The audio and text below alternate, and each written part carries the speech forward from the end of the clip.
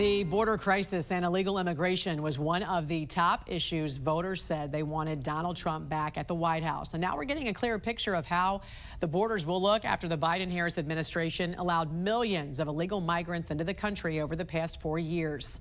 Joining us now to discuss is Mark Morgan, the former acting commissioner of Customs and Border Protection and visiting fellow at the Heritage Foundation. Mark, good morning to you. Trump's promised a closed border and mass deportations with an early focus of removing illegal immigrants who have committed crimes. What does this plan look like, and what about those sanctuary cities that do not cooperate? First, again, good morning.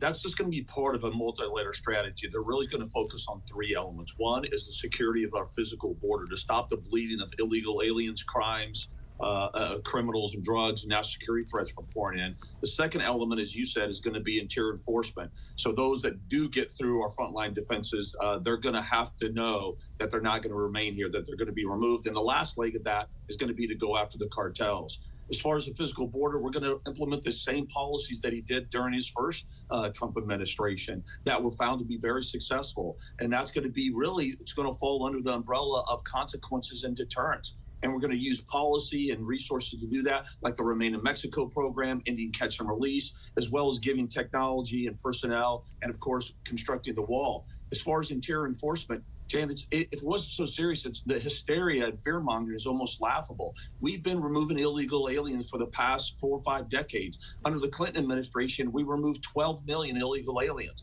and they've been doing it ever since. ICE ERO does this every single day, including under the Biden-Harris administration. The only difference is, what I would suggest is, we're going to induce what I call a whole of government steroids to just increase the magnitude and capability of those removals. And at the end of the day, sanctuary cities, they have to end if we're going to be successful. And to everybody watching, the common sense aspect of sanctuary cities is you have a criminal illegal alien in your city, they've committed another crime, and what your leadership is saying is it's okay to release them back in your community rather than working with ICE to remove them. That's insane. That's going to end.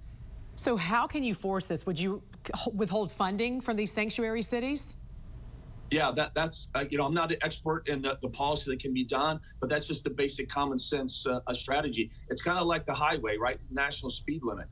They're going to say, look, states, you're going to do this because this is a common sense public safety issue. And if you don't, we're going to use every capability within the law to force you to apply this common sense strategy in sanctuary cities. So I hope the Trump administration uses every tool at their disposal, every lawful tool at their disposal to once and for all in sanctuary cities. The former head of Immigration and Customs Enforcement, Tom Homan, now the new border czar, South Dakota Governor Kristi Noem, expected to be confirmed as Homeland Security Secretary. What can we expect from both Homan and Noem, and what would you do day one if you were in charge? First, I think the selection itself is very important, and when it was made.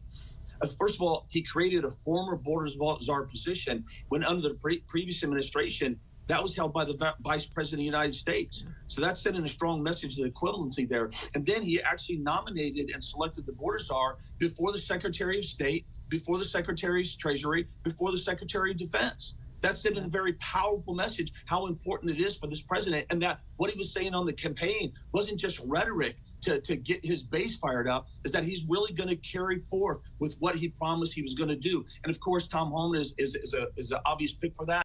Now, Governor Noem, she was a pick, I think, from the left field. She's going to have a tough job in front of her. That's a big department. But I think if surrounded by the right people, they can be very successful. And on day one, it's pretty straightforward. Declare a national emergency in the use of the CBP-1 app, in the unlawful use of parole, start building the wall, reinstitute the Remain in Mexico program and safe third country agreements, and of course, issue a mandate that ICE conducts the largest removal operation we've seen. That can be done on day one.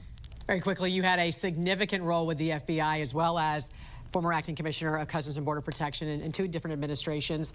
Over the past 4 years, the GOP has said the FBI and the DOJ have been politicized and weaponized to go after government rivals. We saw the story that just broke last night. The home of the founder of Polymarket had been raided.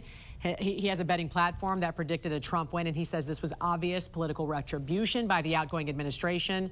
Do you think the FBI needs an overhaul, and what do you make of some of these FBI investigations, Mark? Yes, clearly there has to be change in the FBI, and there has to be significant change.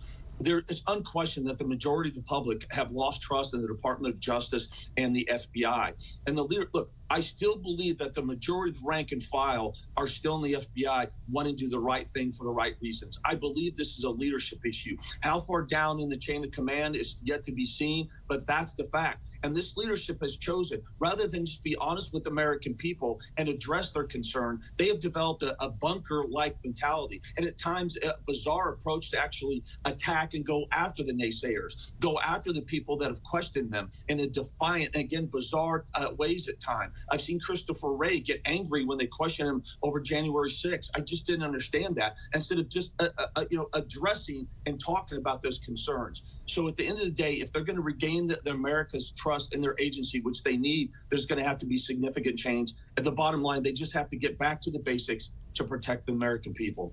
Former Acting Commissioner of Customs and Border Protection and visiting fellow at the Heritage Foundation, Mark Morgan. Great seeing you, sir. Thanks for joining us. You bet. Thanks.